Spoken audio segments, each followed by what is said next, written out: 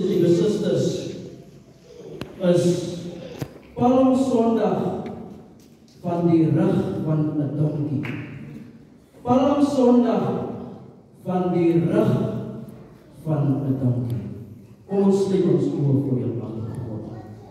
O Here, mag die woorde van my mond en die oordeenking van my hart U welgevallig wees.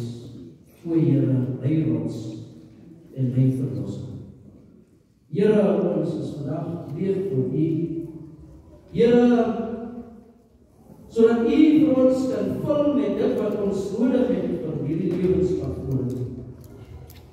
Ons is vandag honger, o Here, maar nie honger vir brood en dors vir water, die Here, maar honger en dors vir U. Here, my God, wanneer ons vandag bedelaars voor U is, o Here, wanneer ons vandag bak aan voor U staan, my God, dan kom ons nie, Here, om aardse brood en aardse water te ontvang nie, maar ons kom vanmiddag vanoggend, Here, om te ontvang die brood van die lewe en om te ontvang van die water, van die fontein van die water van lewe, wat U Jesus Christus is. Here, van ons weet, ons kan volmaag wees, o Here, van die wêreldse kos, maar Here, wanneer ons nie gevul is met U nie, hoe sal ons die hemelpoorte kan ingaan? Here, ons staan vanoggend, Here, voor U, en ons gebid vanoggend, spreek, Here, van die diens en te luister. U woord, o God, aan ons kom duidelik maak, sodat ons, o Here, omdat ons nie weet wat die pad inhou nie, dat ons gevul sal wees met U. Here, van wanneer ons U woord hoor, o Here, dan is dit U self, Jesus Christus, wat na ons toe kom. Ons stap dus nie alleen, my God, want U is Immanuel, 'n God wat ons nie begewe en nie sal verlaat en nie in die steek sal laat nie. En daarom kan ons nie vanoggend anders, Here, as om 160, Here, in U huis vanoggend te kan wees. Here, waar ons kom losmaak, o Here, soos ons verlede Sondag hoor het van Maria, Here, wat daar gesit het aan die voete, o Here, en waar sy losgemaak het, o Here, waar sy die hare losgemaak het vir U. Partykeer is ons so ingetoe as dit by U kom en U huis kom. Maar maak ons los, o Here, dat ons, Here, met vrymoedigheid na U sal kom, o God. Ons lees vanoggend in hierdie verhaal van 'n donkie wat vasgemaak is, o Here, en hoe dikwels is ons nie ook vasgemaak nie, my God. Maar vanoggend kom ek, Here, maak ons los vir U, dat ons na U toe kan kom. In Jesus naam bid ons. Amen.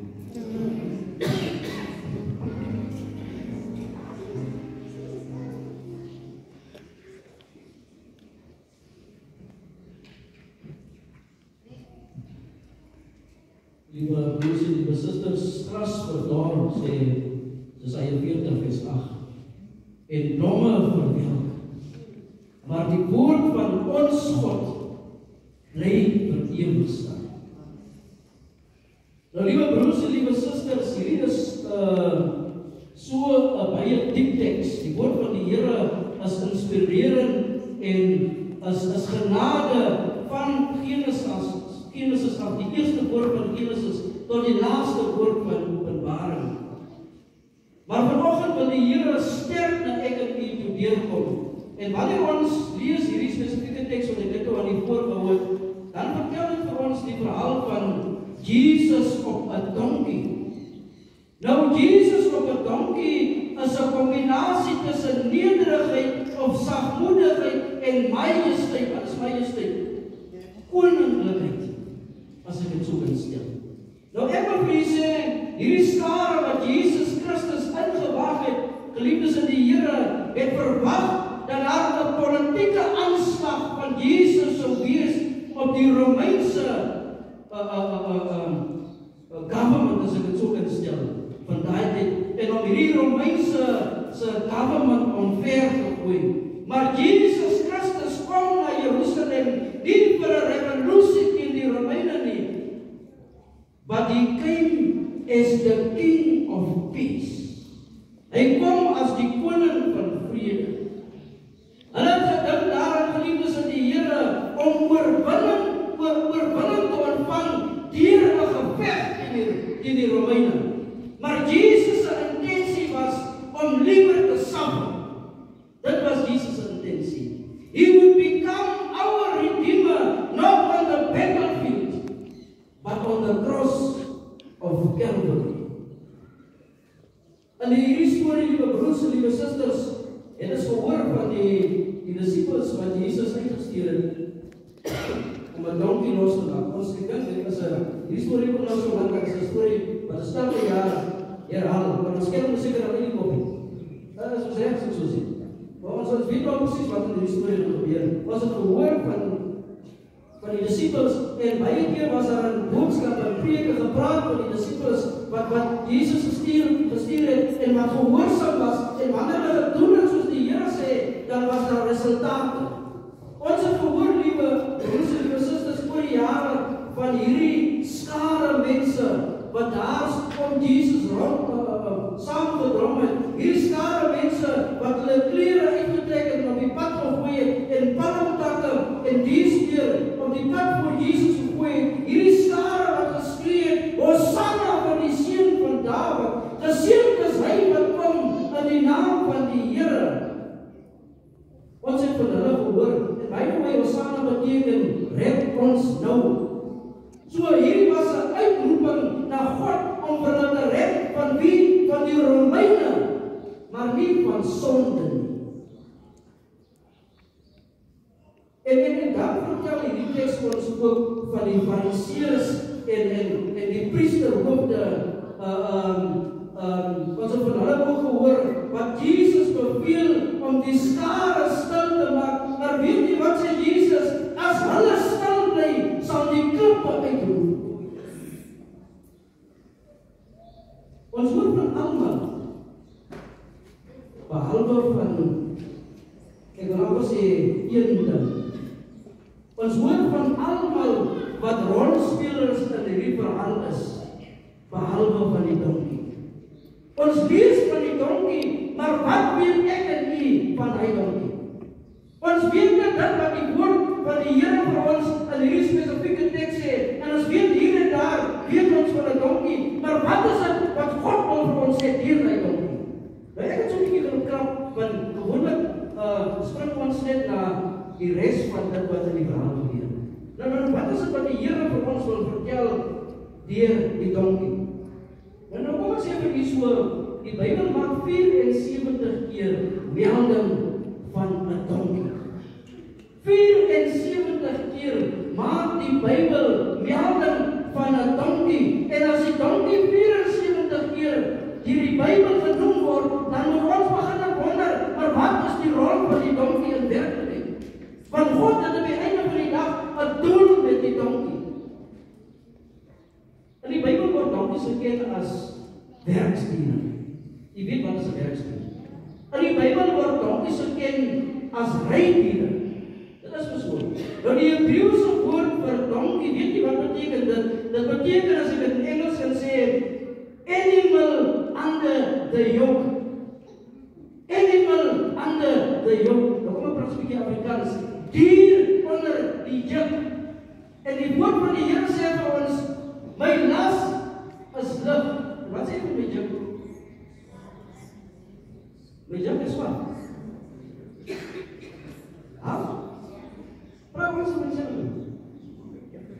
Ja, maar 'n juk is 'n gewig wat jy dra basies. En ek wil sê, 'n donkie is 'n dier wat beheer word deur sy meester, en hy is onder die wil van sy meester. Hy staan onder die wil van sy meester en hy doen alles wat sy meester van hom verwag. Dit is die rol van 'n donkie. Maar die mense nou goed vir hierdie prentjie, 'n koning op 'n donkie. Klink dit reg? 'n koning op 'n donkie. Dit klink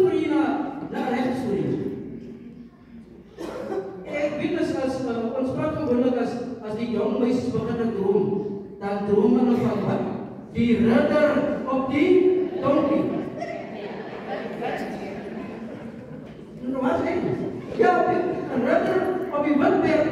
En daar is nie 'n donkie in die prentjie nie. 'n Donkie se naam word nie genoem nie, want 'n donkie is nie belangrik nie. Maar wat ons hier sien in hierdie verhaal is 'n koning op 'n donkie.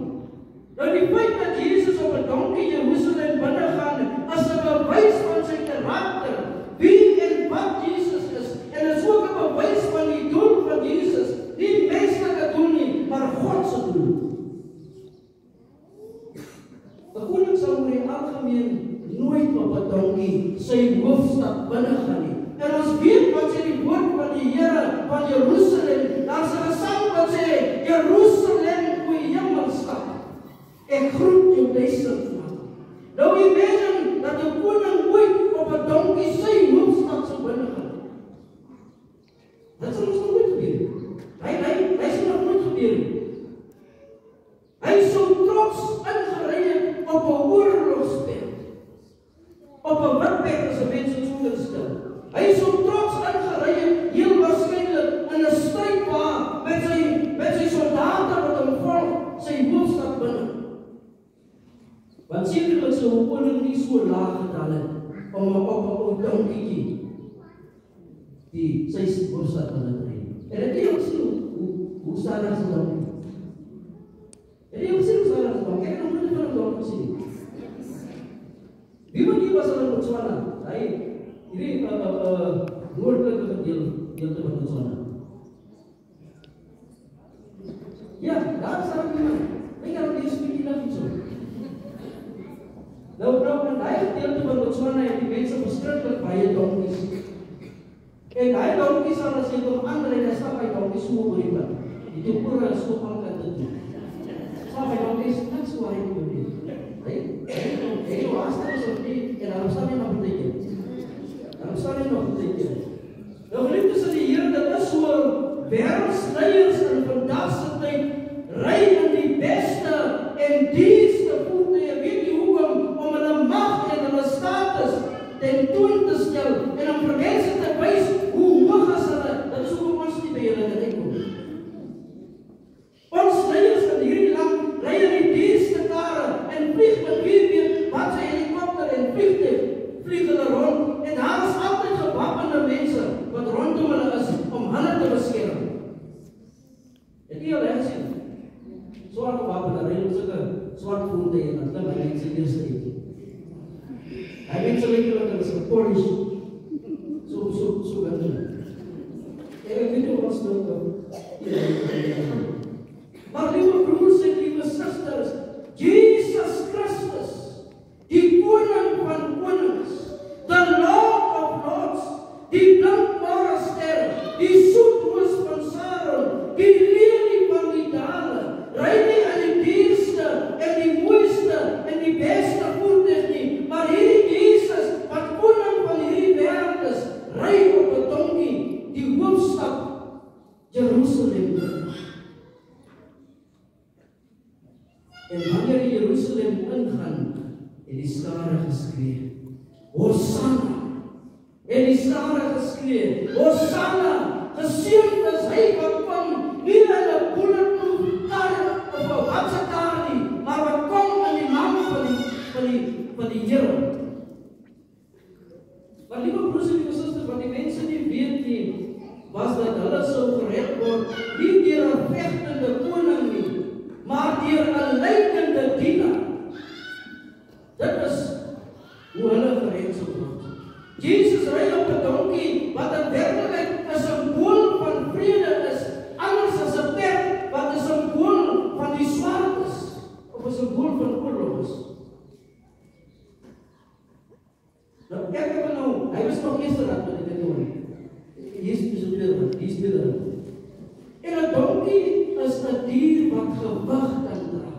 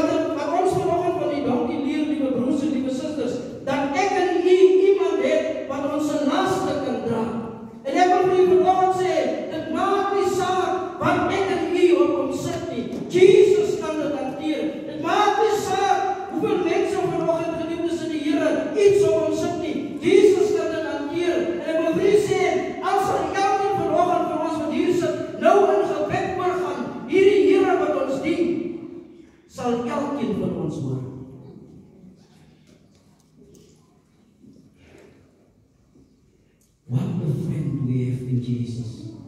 Sê die gesang. All our sins and grief to bear. What a privilege to carry. En ek wil daar stop. Not a bit, not half of it, but everything to God in prayer. En dit is wat God kan dra.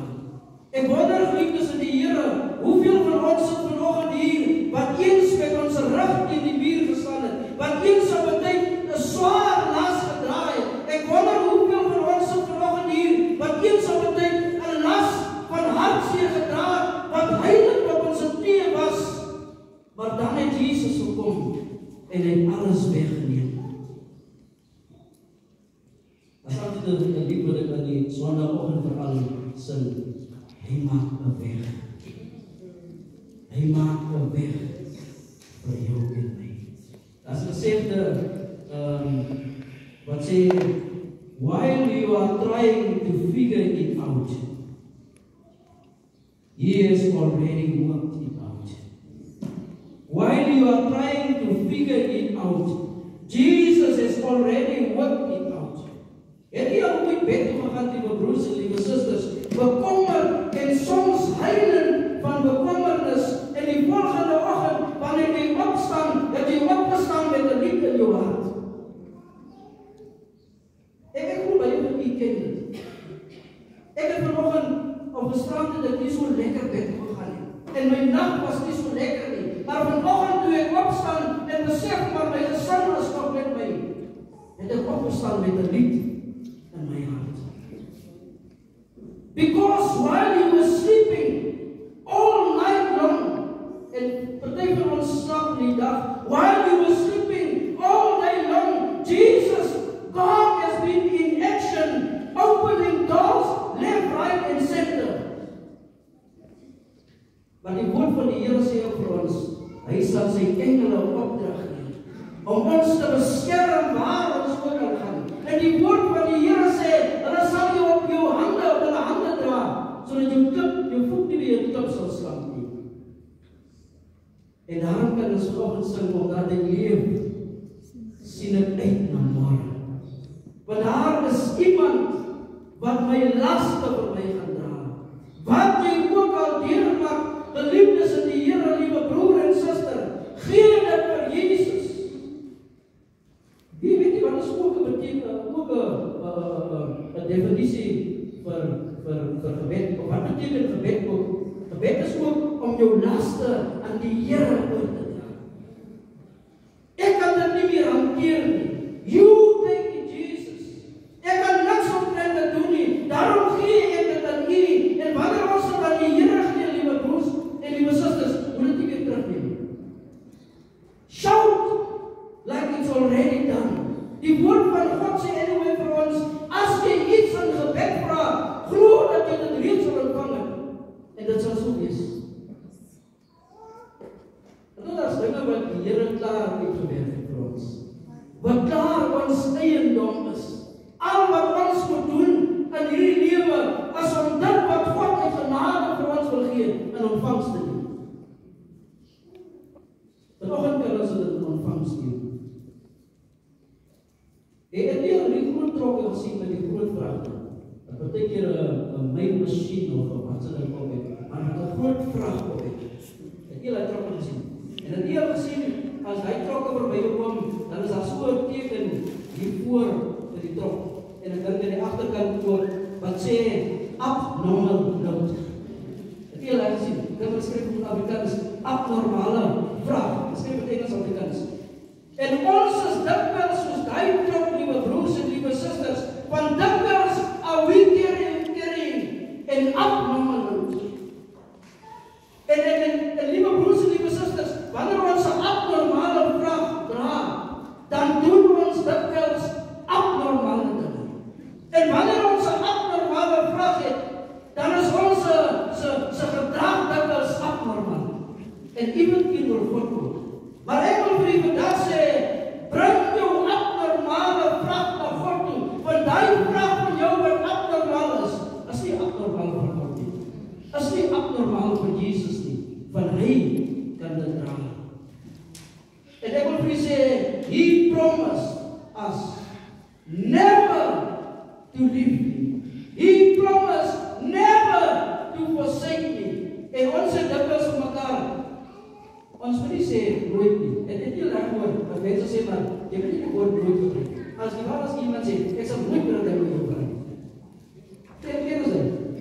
En dan sê mense, maar Jesus sê nooit sal ek toe begewe en nooit sal ek toe verlaat nie. En hy sê ook in Hebreërs 13 vers 5, en nooit sal ek jou in die steek laat. En wanneer die Here sê nooit, dan bedoel hy dit. Dit is soos ons wat nie eintlik kan nooit sê. Want ek sê nou, ek sal nie die muziek iets vra nie. En môre het ek ook nodig, want ons het mekaar nodig. Ons is gemaak om mekaar se hand te vat en die pad saam te staan. Nie net is die donkie 'n lasteraar nie, maar die donkie is ook getrou. Ek sien nog, wat die storie van die donkie. Die donkie is ook getrou. Het iemand al vir u gesê, you are as stubborn as a donkey. Ek het nog nie gesien of nie gesien. Moeilik is dit is nie. Maar jy is baie hardgebak. Nou nie die ander donkie. Het iemand al vir u so gesê. Miskien nie soos 'n donkie nie, maar die spreekwoord is in werklikheid so. To be stubborn, dear brothers and sisters, is sometimes a good thing. Nou Paulus sê vir ons, iewers in Korintiërs, ek het nog nie nog 'n trap nie, maar wat Paulus sê is, be steadfast in the Lord. En hierdie steadfast beteken in werklikheid, to be stubborn in the Lord. En ek kan vanoggend sê, you can't make me doubt you. Because I saw what the Lord has done in my life. I believe in God. I believe in the goodness of God. You can't make me doubt Him. Because I saw the mercies of God. And I'm stubborn in the Lord. Ek hou harde pas aan hom vas. Dit is hardgebak. Wil ek nie gebruik. Ek het toe vir my eie gedagte sê, harde pas verskillend kan goed daar. Ek het nie harde pas gebruik, hardgebak. Ek is hier vanoggend, liewe broers en liewe susters, om te shout, want ek is stubborn in the Lord. Ek is stubborn oor my God, want hy maak 'n weg waar daar dikwels geen weg is. Nou donkies is stubborn, maar apparently, wanneer donkies stop, is hulle bewus van 'n onveiligheid in die pad. Die mense wat van die plaas af is, en wat ek het streng, dat hulle nie van die plaas af is. Maar ons praat nie daaroor. Ek het nie baie plaasmense hier tussen ons. Dan sal daaroor praat ons. Hier is vandag, dat ek net van daaroor te praat. Maar ons het 'n donkie ken weet, dat as 'n donkie gaan stop, daar is daar iets voor, wat die veiligheid van 'n donkie in gedrang bring. Hulle mag dat iets in die pad sien, wat die ryder nie sien. Nou in Numeri 22, is wat die vertel die gedeelte vir ons van 'n sieder, 'n profeet met die naam Biliam. Ek dink nie bekend. Biliam. Ja, wat is dat ook ons spreek is? Kom ons sê maar Biliam. En Biliam, liewe broers en liewe susters, wil ek vir u sê, het die vermoë gehad om visioene te sien en dinge wat vooruit gebeur, en hy het altyd sy gawe gebruik om God te verheerlik. Maar in hierdie spesifieke gedeelte, liewe broers en liewe susters, is Biliam gehuur om te profeteer teen Israel en in werklikheid teen God. En hy was betaal, soos ek net gesê het, om te profeteer teen Israel en teen God. En hy was op pad om te profeteer teen Israel en teen God, terwyl hy op pad was, het God 'n engel gestuur om Biliam dood te maak. En Biliam was op sy donkie op pad om aan God ongehoorsaam te wees, en die donkie het die engel in die pad gesien, wat Biliam nie kon gesien het nie. En wanneer die donkie die engel sien, het hy uitgedraai in die pad en in die veld. Biliam het die donkie geslaan om hom op die pad te kry, maar die donkie het steeds die engel gesien het geweier om vorentoe te gaan. En Biliam het hierdie donkie aangepoor, en hierdie donkie het later geloop lê, en wanneer die donkie gelê het, dan het Biliam 'n stok gevat, en hierdie donkie gesin. 'n derde keer gesin. En die derde keer, weet jy wat maak God die derde keer? Het God die donkie se mond geopen. Nou wil ek is in die middel van die verhaal nog nie, hy verhaal. Nou wil ek nog vinnig stop dan so. As God 'n lae donkie gebruik en sy mond kan oopmaak, dink myself, wat kan God met ek en u doen?